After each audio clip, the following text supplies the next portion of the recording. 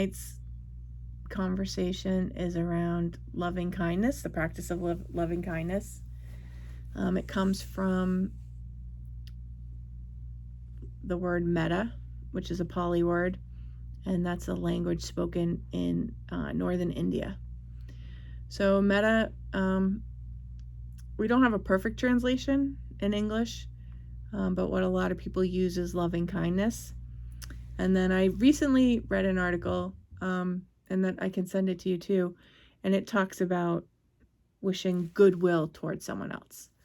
And the reason why that is, and it might come up in questions later, how do you send loving kindness out to somebody that you just don't have any love for? Like, why? How do you do that? And the thinking behind it is so that it's taking, when I practice loving kindness, it takes the power away from those unpleasant feelings that I'm having about someone, and it allows me or helps me be who I want to be in that moment and who I want to be in general. I want to live at ease. I want to be happy. I want to be peaceful. I want to be honest. I want to be kind. Those are all things that are important to me. And when I get into a prickly situation with someone, I'm less likely to be those things. And that's not consistent with how I want to live. So loving kindness, or Metta, the practice of Metta, is essentially being kind to ourselves and also to others. I don't know, do you have any questions on that?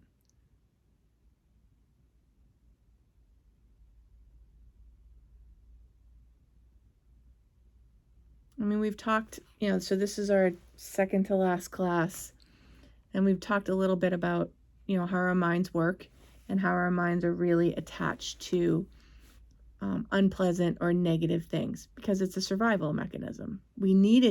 Back in the day, we needed to be able to be aware of those things and be hyper aware of those things for our survival. And over time, a lot of things that were a threat no longer are. And so our amygdalas are firing over something that's not even a true threat. But what remains is the thought in our minds, that it's a threat. Also the feelings that may come up, that it's a threat or how you feel about it. And then physical body sensations that we could have just about a situation that we're in or being, an example I was thinking about, like being with someone, it could happen. If this was around the holidays, I would say, spending time with relatives that you don't see very often. And that can bring up some really unpleasant feelings. Can bring up pleasant ones too. But we have a whole reaction to that almost seems like it's out of our control. And, when we take the time to use mindfulness, we find out that it's not, a lot of times we're just letting our minds take us away. The stress response kicks in and we go to a place that isn't helpful, number one. And number two, a lot of the things that our mind, our thoughts, our sensations, our feelings are telling us aren't even necessarily true. So, we've been working on that. When we do our practice, we've talked about just sitting quietly, paying attention to one thing. And when our mind wanders, bringing ourselves back to that one thing. The hope is that when we come back, or when we do that, when we notice that our mind is wandering, we're eventually going to become more aware to say, oh, wait, what's happening right now? Yeah, I don't even think that's true. So before I get all fired up about it and have a reaction about it, let me just see what's here right now. And in order to do that, we have to become present. And our senses are a great way to tap into that and to be present. Yeah. All right. Well, why don't we try a loving kindness practice? Because I always think that that's probably the best way to experience it, is to actually do it. The way we'll start, they're phrases. The phrases that I'm going to use today are, may I know love, may I live in safety, may I have freedom from pain, and may I live with ease. But you're welcome to substitute whatever you want in there. And that's, as you do this practice on your own, one day your whole practice may be, may I be understood, may I be heard,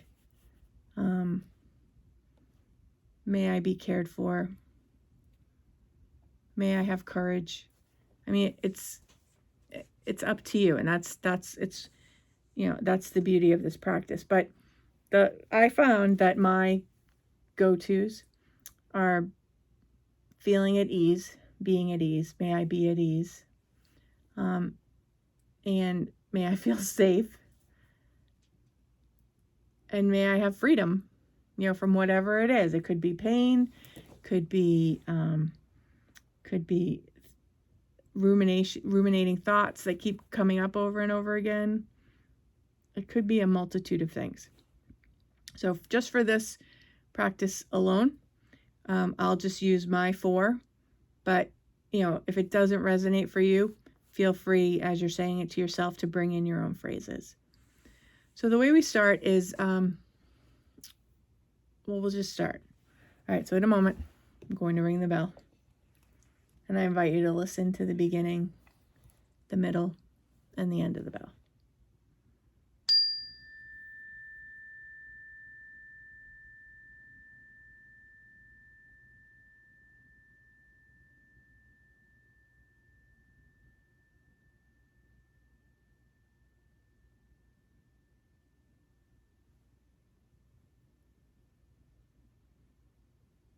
And I invite you to get settled into your body, paying attention to the feet, the seat, perhaps neck and shoulders, how those are feeling. And then coming into your breath and your regular breathing.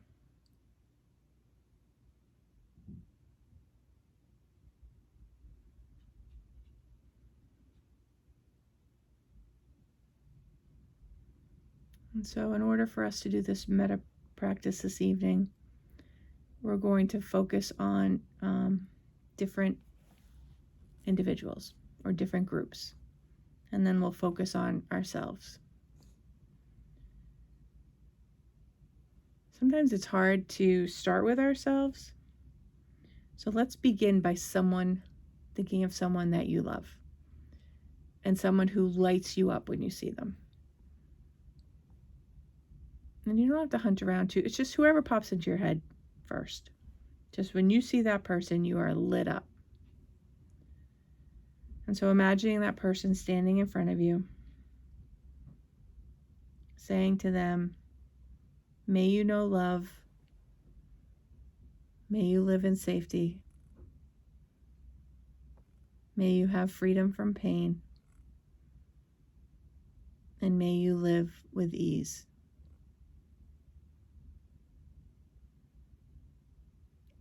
And now, as you say it for yourself, feel free to put in something if it resonates better for you. May you know love. May you live in safety. May you have freedom from pain. And may you live with ease.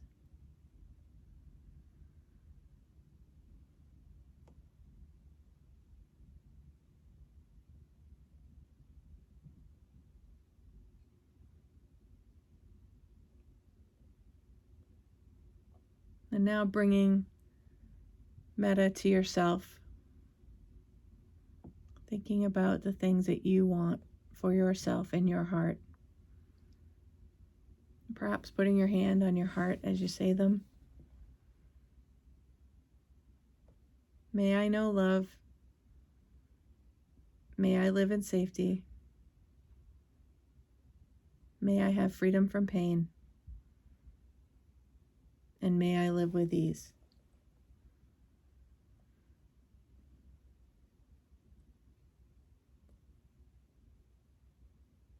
And again, feel free to substitute whatever words resonate with you.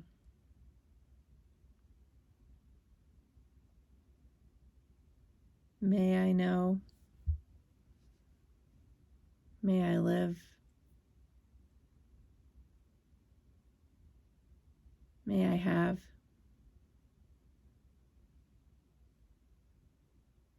And may I live with ease.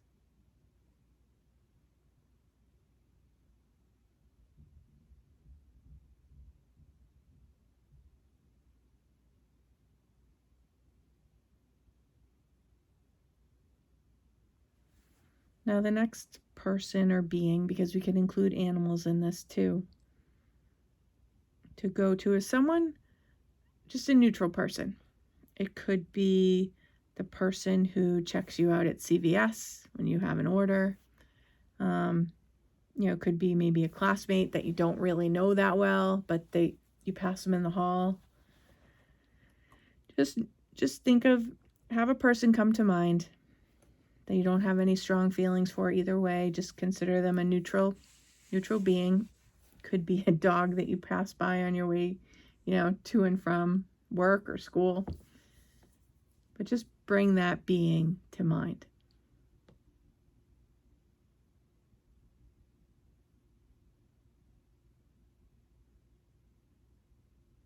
And wishing for them the same.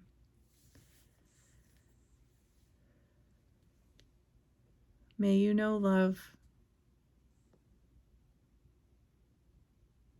May you live in safety.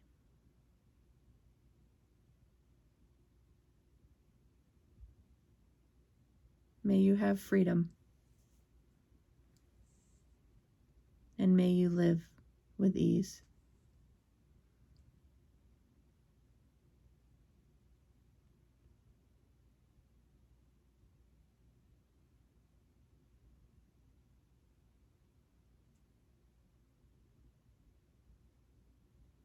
And then again, thinking of the neutral person or being and repeating, may you know, and fill in whatever works for you. May you live.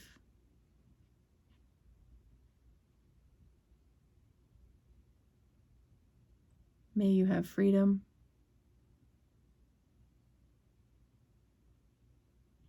And may you live with ease.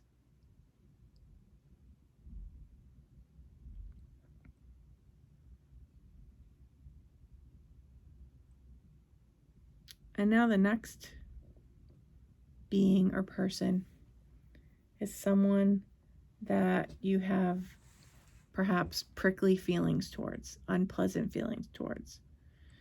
And for the first time, I wouldn't go with the person who really makes you cringe. On the spicy scale, I would go with a medium to a mild spiciness on someone that you have those prickly feeling towards or unpleasant feeling towards. I mean, it could be if you're driving, it could be somebody who's cut you off. Just bringing to mind that person. And again, putting out there to them, may you know love. May you live in safety. May you have freedom from pain. And may you live with ease.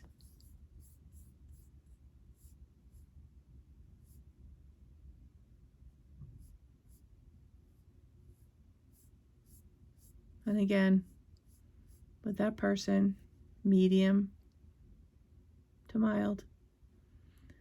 On the prickly scale, fill in the words that resonate with you. May you know. May you live.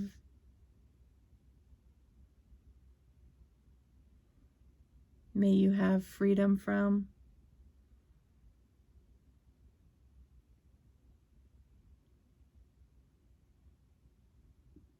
And may you live with ease.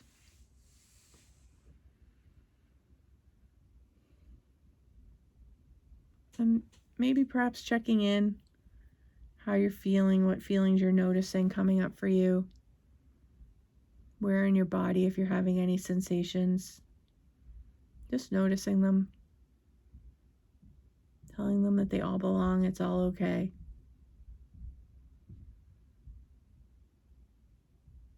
On the last round of Metta that we will send out, is I invite you to consider the entire world.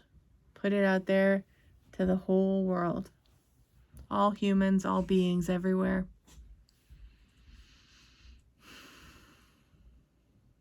May you know love. May you live in safety. May you have freedom from pain. And may you live with ease.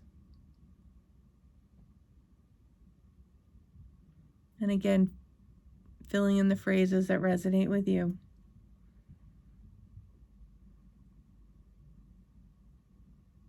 May you know love. May you live.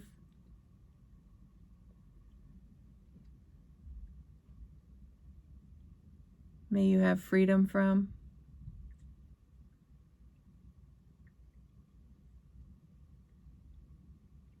And may you live with ease.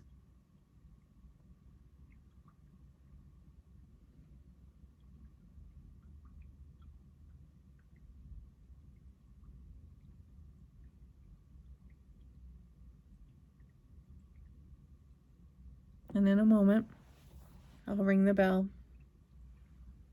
And when you can no longer hear the sound of the bell, I invite you to slowly and gently return your attention back to the Zoom.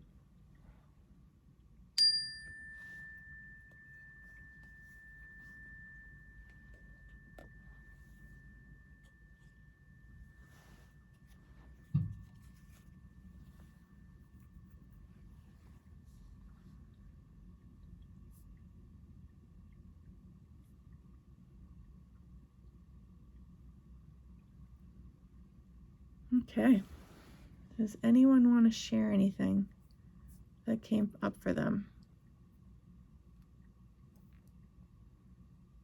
And it might be something you want to journal about later.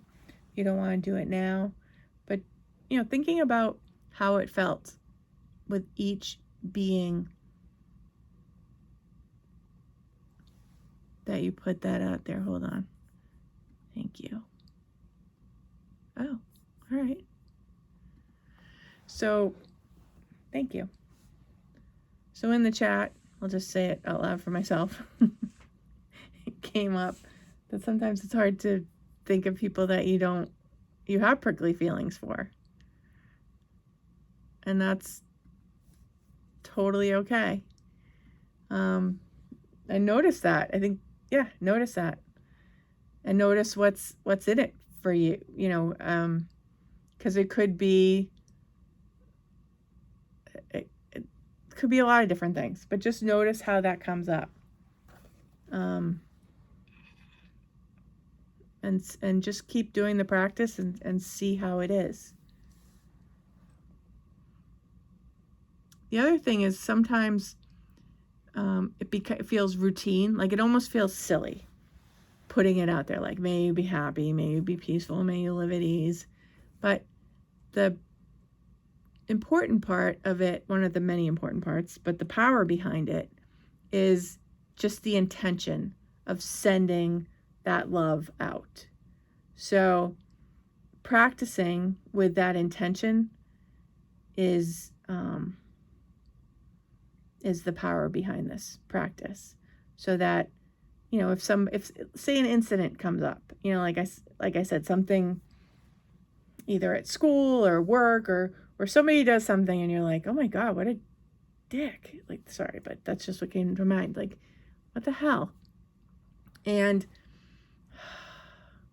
so that, for me, the power in it is so I don't get carried away and all of a sudden get so pulled out of the situation that I'm in, I miss everything else because I'm playing over in my head what a horrible, awful, miserable, lousy, you can tell my mind likes this. That's my practice, is to come back to the present, but I could sit in the misery for a really long time. And, just what a jerk. Meanwhile, I would have probably missed opportunities where I would have people talking to me while I'm still having that experience with that other person, and I'm not able to let it go. So by doing this practice, a lot of times I'm able to breathe and just say, all right, may you be happy. And I've even seen, I think it's a meme on Facebook or something that makes me chuckle, where it's like, maybe, may you be happy, you fuck. Like, just, yeah. But if you're not experiencing this level of judgment, and so don't take mine on. You do you. But it's just paying attention and noticing what comes up for you. Because the only other thing I'm thinking about is if people aren't getting under your skin, or you're not acknowledging it, or it's not showing up for you, I would just be curious to wonder if you're shutting down in any way and blocking people out. Which I don't think there's anything wrong with that. But I think at some point in relationships, there are always going to be times that people do things, because we're human, we make mistakes. And if you're not able to tell the other person, or if you're not even aware that the other person's just done something that you're like, no, then it might be, how do you get to the next level with that person in that relationship? Because to me, some of the best relationships I have are with people that I've been brutally honest with, and, respectfully honest with too, and said, when you did that, and use nonviolent communication, which I'm not really good at, but just be like, what you did was not cool. I didn't like it. That's not for me. And then have that conversation and talk it out. So that's just something else to keep in mind. What else about loving kindness? So to go back to that distinction I talked about in the beginning, where wishing somebody loving kindness and also wishing someone goodwill, why is that important? What's the difference? And the example I would use would be, and I don't know why it comes to mind, but like a snake is always going to be a snake. Like I'm not going to expect to be able to cuddle and love a snake, because that's not what snakes, they're not designed to do that. And I think so the goodwill piece is important, because what I think makes me happy and brings me peace and all of those kinds of things, that's not the same for a snake, and it's really not the same for another person all the time.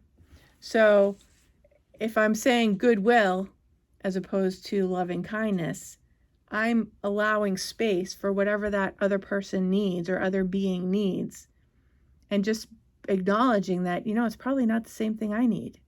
And maybe the reason why I'm having some of these prickly feelings toward this person is just because we're human and we're looking at this from totally different ways. I don't know if that makes any sense. Yeah.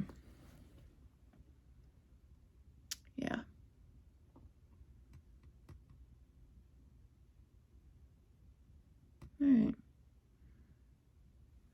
Well, I don't know. I mean, I don't really have much more to say about loving kindness. I have an article that I'll send out. I will say that Sharon Salzberg If you ever want to Google someone, she's a meditation teacher, has been practicing for a really long, like 1969 is when she first started practicing. And she's the one, when we did the video about the two wolves, it was her voice. She's the one who narrates it. And I just really like the way she does. She has a lot out there on loving kindness. And her practices are very down to earth. And also, she addresses the question how, what if there's somebody you don't want to put it out there for them? Like, does this mean that you're saying, oh, everything's fine, yeah, don't worry about it, we can, like, does it just become like this ridiculous, oh, I love you, but insincere? How does that work? And she says, she's like, no, that's not what it's about. There are definitely people that do things that are not okay, and you don't accept what they've done. And what happens is, with the loving kindness practices, you're able to take all that, like, how expressive am I? But that's the best way to say it. Like, when someone else puts their crap on you, and it's not yours to carry, type of thing. Like, you're not going to change that person, and you're not even going to be able to let that person know sometimes what they did was wrong. Like, they're not going to understand it. And so with the loving kindness, I wish you goodwill, you're able to just get that off of you and just put it out there and say,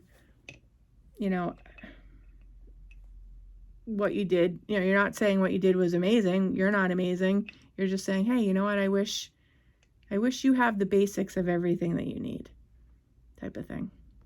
And you can change, like with the words.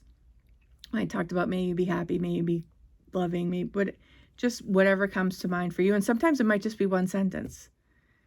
And the other piece, so the last piece I'll talk about too, is the importance of being kind to ourselves. Because sometimes that's the hardest thing. Sometimes it's easiest for us to be kind to everybody else, and we don't cut ourselves the same slack that we do everybody else.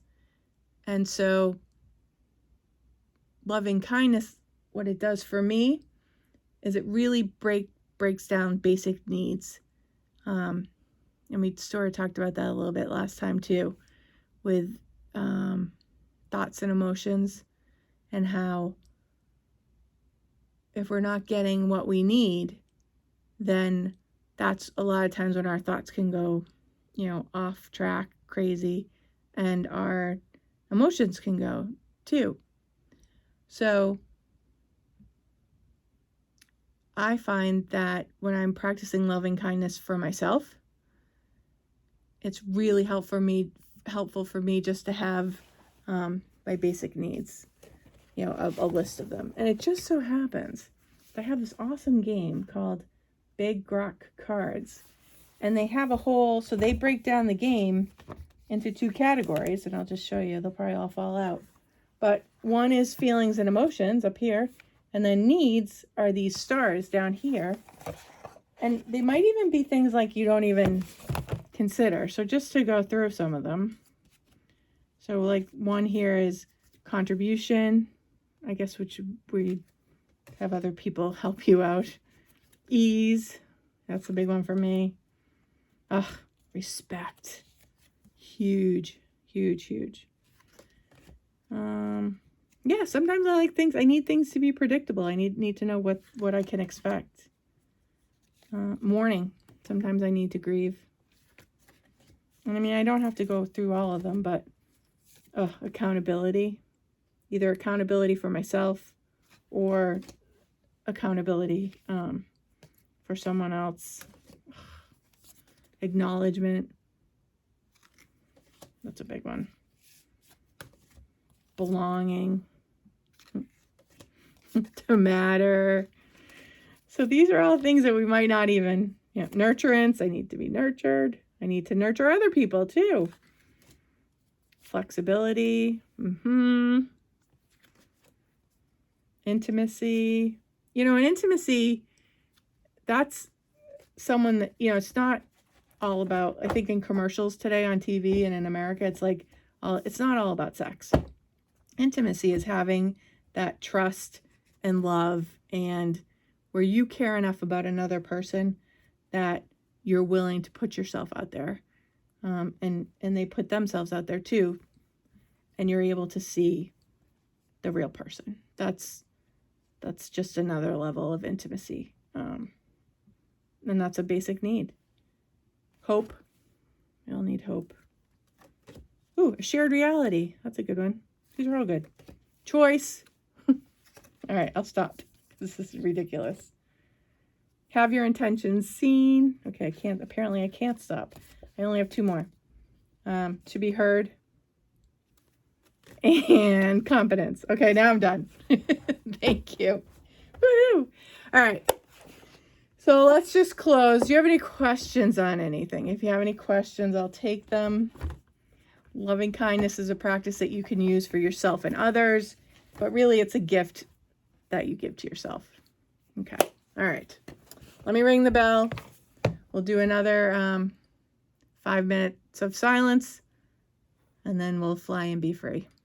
And next week will be the last week, and it's going to be about bringing your practice into the world. So sort of, we've talked about all these different things, like how does it integrate? How do you put it out there? What does it look like for you on a day-to-day basis? Mindfulness. All right, here we go. So I'll ring the bell.